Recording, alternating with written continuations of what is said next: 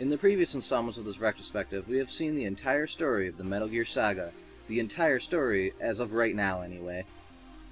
But there are other stories within the Metal Gear universe. Stories that may not be canon to the Metal Gear Saga, but are still fun installments to the franchise nonetheless. In the year 2000, the first Metal Gear game released on a portable gaming system was released on the Game Boy Color. Metal Gear Ghost Babel would act as an alternate sequel to Metal Gear, and would take place 7 years after the original game. Solid Snake would have to infiltrate Gindra in South Africa. A new Metal Gear prototype with the codename of Gander has been stolen by a separatist guerrilla group known as the Gindra Liberation Front, or GLF. The GLF also has a group known as Black Chamber that works for them. Similar to Foxhound, Black Chamber have each taken on animal codenames.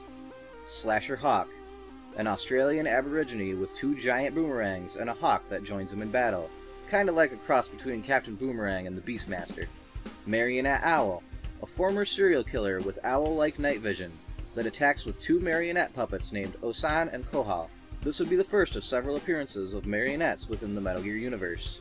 Pyro Bison, a big pyromaniac with a flamethrower, kinda like a crazy Vulcan Raven. And the leader of Black Chamber, Black Arts Viper, who was a booby trap specialist and had a prosthetic arm, which will also come to be an important element in the Metal Gear Saga. Ghost Babel was pretty fun, and I liked it. It wasn't on par with the main story, but it is perhaps one of the better of the Metal Gear spin-offs. In 2004, Metal Gear Acid was released for the PlayStation Portable. It would be a game completely different from the rest of the Metal Gear Saga. Instead of stealth espionage action, it would be a card battle game in which the player plays various cards to move to the goal or attack enemies. There were cards for weapons, cards for Metal Gear characters, and even Metal Gear cards, along with various other cards, with a wide assortment of different actions. The story of Metal Gear Acid starts when another pair of marionettes, named Elsie and Francis, hijack an airplane, and on board the plane is Senator Viggo Hack, a politician and possible future president. They are under the control of a group of terrorists that want the US government to turn over Pythagoras, which is a secret project being conducted in the Milani Republic in South Africa. And Solid Snake has to infiltrate the laboratory in Milani, fight off a mercenary group led by a large man named Lieutenant Leon, and discover the truth behind Pythagoras. The game is entirely different from all things Metal Gear, but if you like card battle games, it is actually very fun, and it was popular enough to usher in a sequel 1 year later in 2005. Metal Gear Acid 2 included 565 cards in its database, which was more than twice as many cards in the first game, and it included not only new cards, but new effects and actions that the cards could do. In Metal Gear Acid 2, Snake is captured by the FBI and forced into a mission to infiltrate and investigate a laboratory operated by Saint Logic, who are suspected of inhumane treatment of children. But through the events of the game, Snake discovers that there is much more going on with Saint Logic.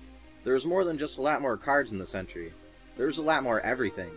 More bosses, more story, and I enjoyed this one even more than the first entry. These two games both got remakes for mobile phones.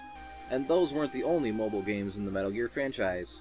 There was also Metal Gear Solid Mobile in 2008, with a story that took place between MGS1 and MGS2, but was not canon to the story, and Metal Gear Solid Touch, which was an on-rail shooter that was a retelling of MGS4.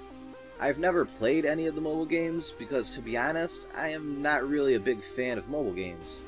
And with Konami's recent announcement to bring more of their franchises to the mobile market, chances are we're going to see a lot more of them.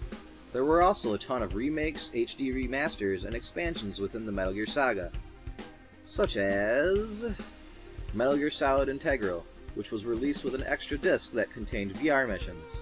Metal Gear Solid VR Missions was also released as a standalone game separate from Integral. In 2004, there was a remake of Metal Gear Solid for the Nintendo GameCube titled Metal Gear Solid: The Twin Snakes.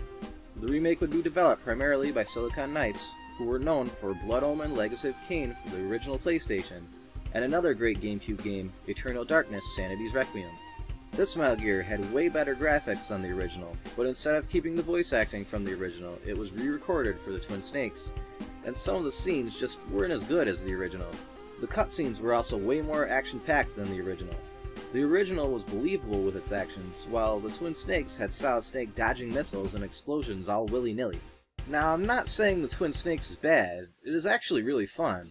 I mean, come on, it's Metal Gear. But it just didn't have the charm that the original did. Then there was Metal Gear Solid 2 Substance, which was an expanded version of MGS2 with additional side missions and Snake Tales, which consisted of 5 alternate missions for MGS2 where you would play as Snake instead of Raiden.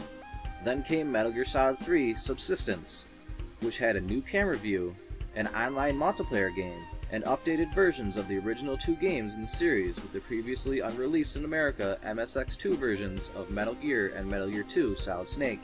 Then there was Metal Gear Solid Portable Ops Plus, which was an expansion to the original Portable Ops on the PSP. The Metal Gear Solid HD Collection, which included MGS2, MGS3, and Peace Walker, which marks the first time that Peace Walker was released on a home console instead of the PSP. And then there was Metal Gear Solid The Legacy Collection, which includes the updated versions of those 3 games, plus MGS, MGS VR missions, and MGS4. There was also a remake of MGS3 on the Nintendo 3DS with Metal Gear Solid 3 Snake Eater 3D. And there was also Metal Gear Online, which came bundled with a few of the Metal Gear games like MGS4. Metal Gear Online even got its own remake in the form of Metal Gear Arcade, a Metal Gear arcade game. There were even several novels and comic books written about the Metal Gear saga as well, both physical and even in digital form, like the Metal Gear Solid digital graphic novel on the PSP. The Metal Gear series had even started a toy series in 1999 with McFarlane Toys, a company started by Todd McFarlane, the creator of Spawn. A second series of toys based around the characters of MGS2 would come out 1 year later, in the year 2000. I was a huge MGS fan even back then, and I had every single one of the toys from both sets. I remember that shipments for the Vulcan Raven figure were lower than the rest of the figures because he was such a big figure compared to the others. The second series of figures each came with a piece of a small Metal Gear Ray that could be put together like the Megazord from Power Rangers once you got them all. I still have most of the figures today, but I would really like to get a hold of all the figures still in box at some point. Who would have thought?